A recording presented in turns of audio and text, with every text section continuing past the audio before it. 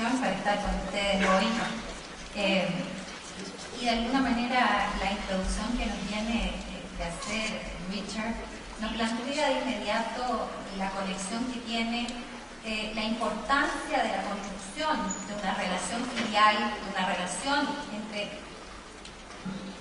padre, madre e hijo, sólida, bien construida, estable. Desde ese punto de vista, y la mirada que yo voy a hacer ahora es la mirada de una abogada y de una profesora de Derecho de Familia, es que ciertamente la ley, el derecho en todas partes, ha intentado siempre, de alguna manera, establecer un estatuto mínimo que asegure que esa relación filial, esa relación entre padre y madre e hijo, pueda ser lo más estable, lo más sólida posible. El derecho ha siempre dedicado una preocupación preferente a la construcción de este vínculo y, de hecho, a lo largo del tiempo ha realizado una revisión, una reforma permanente a la manera en que entendemos que debe construirse ese vínculo y debe regularse por la ley. Esto es lo que ha animado desde siempre la regulación del cuidado de los hijos, por ejemplo, tras la ruptura de sus padres, y por lo tanto cuando uno de sus niños debe quedarse al cuidado de uno de ellos, y también que ha regulado la adopción por parte de unos padres de estos niños.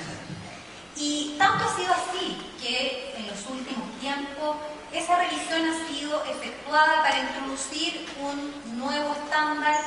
que la mayor parte de nuestros países ha introducido en sus derechos, que es el llamado interés superior del niño, incorporado a través de la Convención de los Derechos del Niño.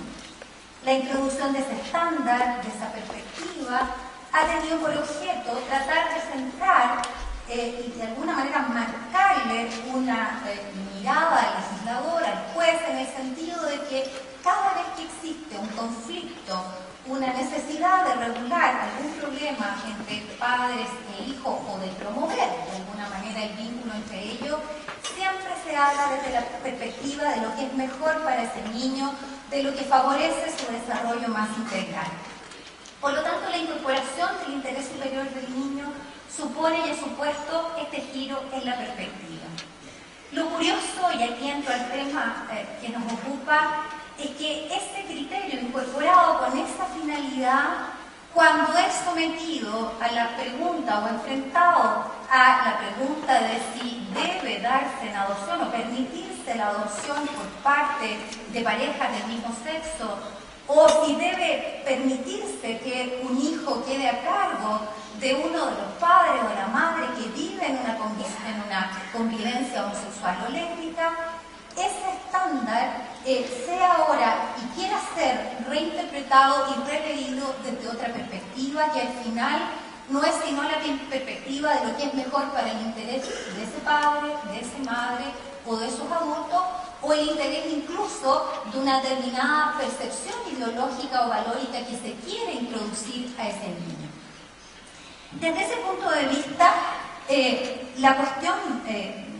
que nos enfrentamos en los distintos países frente a esta pregunta es más o menos la misma. Los argumentos que se invocan son más o menos los mismos. Debo señalar que, por supuesto, la realidad latinoamericana en este sentido es todavía distinta a la realidad europea, en el sentido que solo tenemos tres casos en realidad, dos y tres que son de origen legal, como son el caso de Brasil, de Argentina y del Estado de Ciudad de México, en México, y una cierta introducción judicial o jurisprudencial que ha sucedido en Colombia.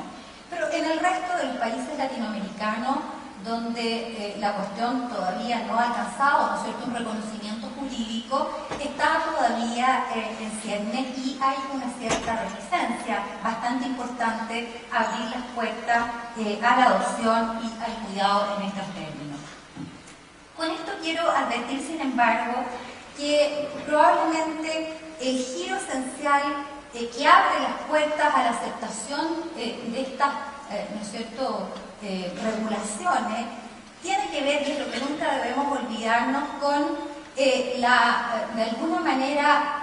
redefinición del concepto de familia. Es decir, cuando una legislación, cuando en un país el Estado admite, por ejemplo, a través de la regulación de las uniones civiles,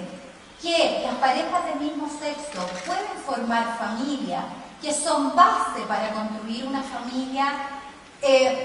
necesariamente y rápidamente el principio de igualdad y de no discriminación arbitraria va a llevar a la aceptación de la adopción por parte de parejas del mismo sexo y a la asignación del cuidado personal sin distinción y sin consideración a la orientación sexual. De alguna manera este es el punto crucial donde se produce el giro, puesto que ustedes comprenderán que si se afirma que ¿no es cierto?, esas parejas constituyen familia, indiscutiblemente por principio de igualdad surge la pregunta de por qué entonces reconocerles a ciertos efectos el carácter de familia y a otros efectos no. Y aquí quiero entrar directamente a quizás algo importante que ha sucedido para los países latinoamericanos y que muchos de ustedes quizás no saben, y es que pese a que muchos de nuestros países, como sucede en Chile, no tenemos ni uniones civiles, ni matrimonio homosexual, ni de alguna manera una aceptación en nuestra legislación de un concepto amplio de familia, un caso recientemente resuelto por la Corte Interamericana ha redefinido el concepto de familia. El caso es el caso Atala versus Estado de Chile. Cuento muy rápidamente el caso. Una mujer casada se separa de su marido, a los 3 meses inicia una convivencia lésbica. Ella se había quedado con sus 3 hijas, por lo tanto, mientras seguía casada, inicia esta convivencia lésbica y el padre, a los 3 meses de haberse iniciado esta convivencia, demanda la prisión de las niñas ante los tribunales chilenos. En primera instancia, es decir, ante el juez, en la Corte de Apelaciones, los tribunales deciden darle el cuidado a la madre y le niegan, por tanto, la demanda de prisión. Y esta demanda llega finalmente a la Corte Suprema de Chile y la Corte Suprema revoca esas decisiones y le concede la prisión al padre, fundándose exclusivamente en el interés superior del niño. La Corte Suprema, para resolver, compara la prueba rendida, la prueba que la madre había rendido en el juicio era solamente prueba general, abstracta, prueba que había sido enviada de distintas partes del mundo, distintos informes de psiquiatras, psicólogos o de asociaciones, ¿no es cierto?, gays, que de alguna manera revelaban que no existe ningún posible efecto respecto de los hijos.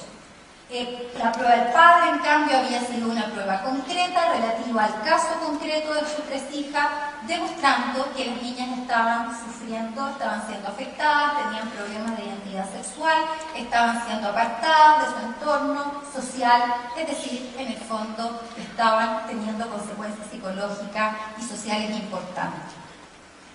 La madre demanda ante la Corte Interamericana en el año 2005, este juicio termina en el año 2012, en febrero de este año se acaba de dictar la sentencia donde es condenado el Estado de Chile. La demanda pretendía, además de indemnizaciones económicas por daño material o moral,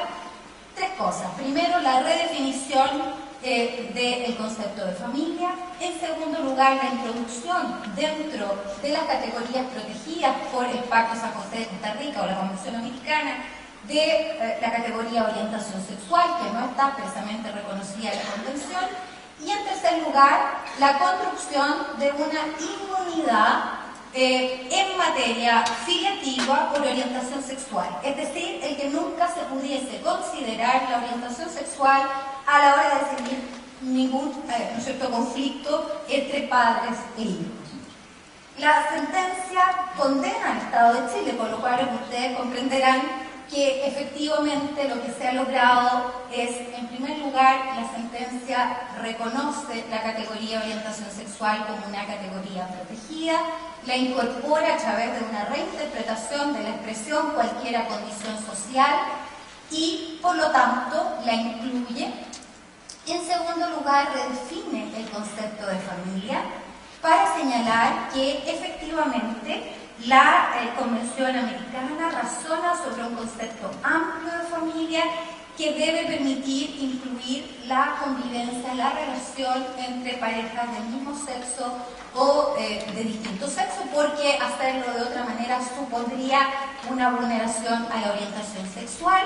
Debo recalcar que esta era una convivencia lésbica de una mujer que seguía casada, es decir, además era una convivencia lésbica adulterina que terminó antes de que el juicio terminara, es decir, y ordena al Estado de Chile indemnizarlo por entender que se ha frustrado el proyecto de familia que esta mujer había iniciado con su pareja lésbica, por supuesto sin considerar la frustración que habría supuesto la decisión contraria para el padre de no quedarse con sus hijas. Y en tercer lugar, lo que no llega a aceptar es la construcción de una inmunidad por orientación sexual, es decir, respecto de la decisión concreta del cuidado, no avanza en términos de decir que la orientación sexual no pueda ser nunca considerada en juicio filiativo. Yo quiero, por tanto, y con esto termino, avanzar para decir que, y esto fundamentalmente pensando en los países latinoamericanos, que si bien es cierto, en muchos todavía estamos convencidos que estas preguntas relativas a la adopción por parte de parejas del mismo sexo o de cuidado personal parecen ser todavía preguntas muy futuras, esta sentencia de la Corte Interamericana de alguna manera va a determinar una evolución muy rápida en este punto si tenemos además presente que la sentencia establece que esta interpretación de la Corte es vinculante para todos los jueces de Latinoamérica, es decir, debe ser considerada en la interpretación de estas materias a la hora de decidir.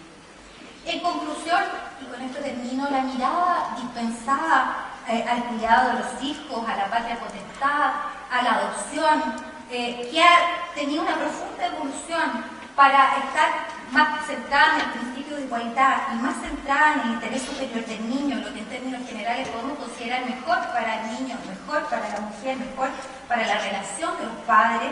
No obstante, la extensión de esa igualdad a la orientación sexual, con el afán de construir una inmunidad final respecto de la orientación sexual, se revela como profundamente contraria a esos principios que hasta ahora habíamos considerado como principales e importantes conquistas. Muchas gracias.